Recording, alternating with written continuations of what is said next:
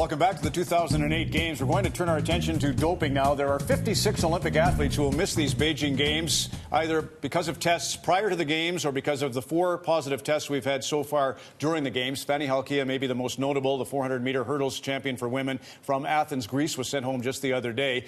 This all sort of began to explode again. I mentioned the Dublin inquiry in 1989. Obviously, the Balco investigation, which broke in June of 2003, really opened the doors on the story. Victor+Conte was the centerpiece in that story, and on the 5th anniversary of it, Mark Lee went down to San Francisco to the Bay Area Lab Co-op to speak to Victor+Conte, and that sets the scene for this story. Fold out from Sports Illustrated with Marion+Jones winning the 100 meters in 10:75. Victor+Conte calls the lobby of his former Balco headquarters his Hall of Shame. Many of these athletes obtained performance-enhancing drugs from Conte before he was busted in 2003. And like Conte, many of them have been busted as well. But Conte insists there's still plenty of cheating going on. Is drug use less in sport? I would say it is. It's less. But is it still rampant? Yeah. So if you go from 80% to 65%, it's still the majority. Conte blames the testing system, specifically the timing. He says half the doping tests are still being done during competitions, which is when athletes are least likely to be caught. When the athletes use the drugs is during the 4th quarter, the October, November, December timeframe. They're not using steroids during the season. They're using them during the off-season. But the new head of the World Anti-Doping Agency bristles at the criticism, saying out-of-competition testing has been greatly increased. You have to come at a time when perhaps the athlete least suspects it, and most of them do suspect they might get tested in competition. So you must be smart and get there when you believe anyone that you are suspicious of may well be detected. Fahey is right. More out-of-competition testing is being done. The question is when. When you look at the U.S. Anti-Doping Agency website, you'll see that last year in 2007, nearly 4,300 out-of-competition tests took place. The problem, Conte says, is that only 642, or 15%, took place in the 4th quarter, when Conte says most of the drug use is going on. And that activity is the equivalent of a fisherman at a pond who knows when the fish are going to bite, reeling in his hook and line, leaning his fishing pole up against the wall, putting the straw hat on his head, and taking a nap. Why? What's your answer to that? It can be one of two things. They're enabling and promoting the use of drugs, or they're ignorant. Both are bad. Perhaps Conte's most shocking allegation is that drug cheats get help from people inside the testing labs. He claims tips from these insiders allowed his company to keep supplying athletes with the steroid THG. The reason that we were able to continue using THG for another year is because I had intelligence from inside the IOC accredited laboratories that they were unable to determine a test. That's incredible, though, that you'd have inside knowledge from an IOC accredited lab. There are labs that I know of, IOC accredited labs, that have helped athletes to pre-screen and test their samples so that they would know when they went to a major competition like a world championship that they would test clean. So there's a lot of, it's like a war, and you need intelligence. When he wants to name names, if he believes that's the case, we won't ignore it. But it's easy to make a general statement like that. Follow it up if you're really serious about making a contribution to cleaning up sport, getting rid of doping in sport, having been on the other side of the fence for some time, then come clean. Well, I have to say I found him credible. Former World Anti-Doping Agency President Richard Pound has met with Conte. He says it's quite possible Conte did get inside information. You do your best to make sure that the labs you accredit at least are ethical labs, and they're not going to give that information away. Are there people here and there that will do something like that? Yeah, probably there are. Conte's conversion from dope dealer to whistleblower has gotten decidedly mixed reviews. I continue to wonder how he manages to generate such publicity for himself. After all, he is a convicted criminal, And one must take with a little bit of concern the statements that are made by a convicted criminal. The anti-doping establishment, particularly in the United States, sort of tends to write him off as because he's a bad guy. Well, I think you need to learn from the bad guys. I expect a lot of people to come out and say, that's not true, he's lying. There will be a lot of denial.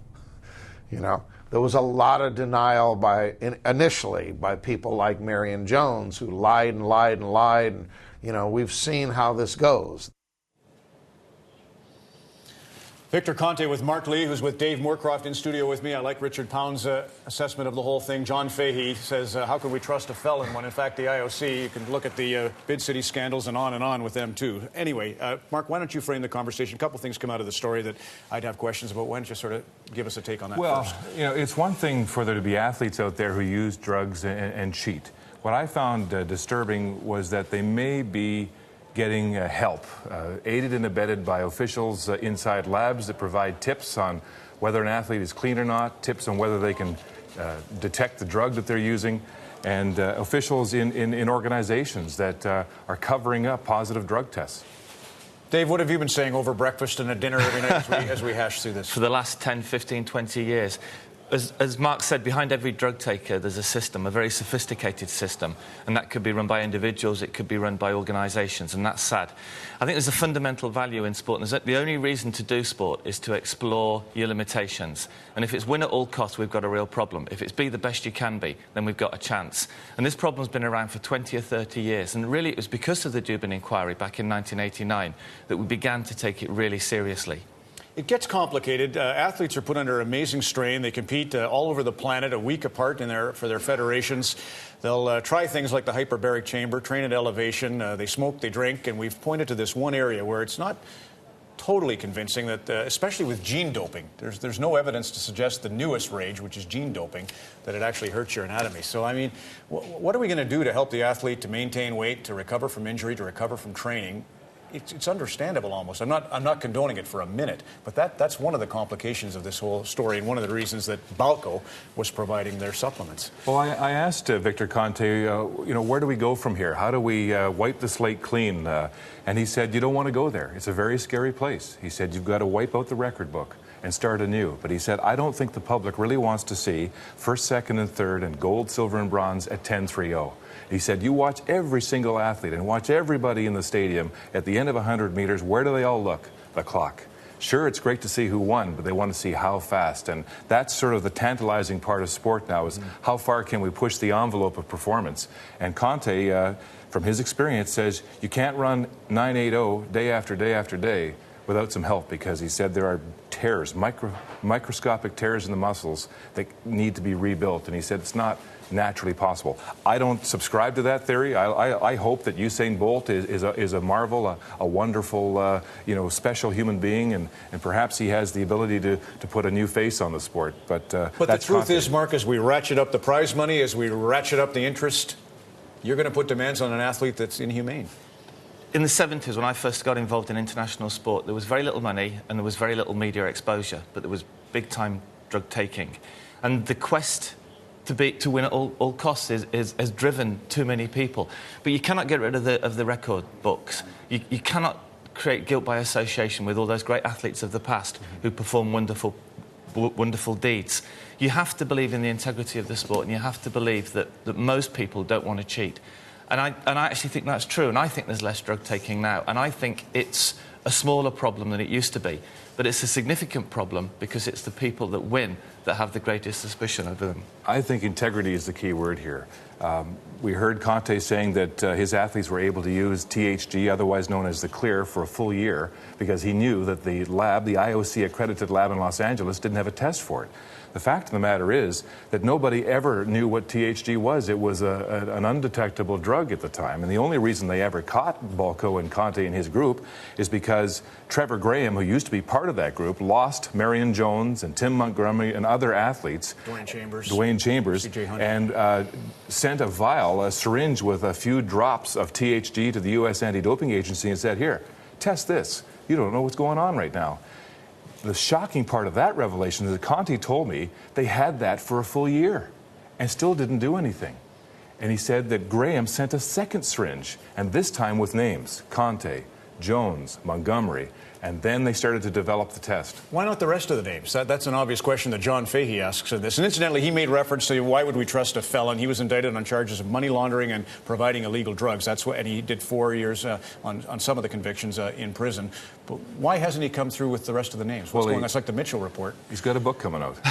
Oh, I see. And he says he's going to name names. The problem is, in the litigious society that the United States is, he said, I need to be able to have the financial wherewithal to survive all the suits. And he told me he spent $250,000 in the past year fighting off suits from the likes of Marion+Jones, for example, who tested cleanly 160 times, never tested positive, but got caught through the Balco investigation and the grand jury investigation. So, he'd like to be able to publish this book. He's not sure he'll be able to because of all the lawsuits. 4 months in jail, I should have said. I said 4 years. 4 months in jail for Conte. Last word, Dave, did you have any? Yeah, had Victor+Conte's process not been discovered, then he'd still be doing whatever he was doing before. But unfortunately, probably the only people that we can really get evidence from are people like him. So we have to take it seriously, which is sad. But we've got to take it seriously. We've got to take that whole issue seriously. Our sport has no meaning. Dave Moorcroft and Mark Lee will continue. You'll hear them with Michael Smith describing the thrilling 10,000 meters. That's when our coverage continues. We're about an hour away from live Tyler Christopher in the men's 400-meter heats, and we'll also have the women's triathlon. That's dead ahead as the games of the 29th Olympiad continue on CBC in a moment.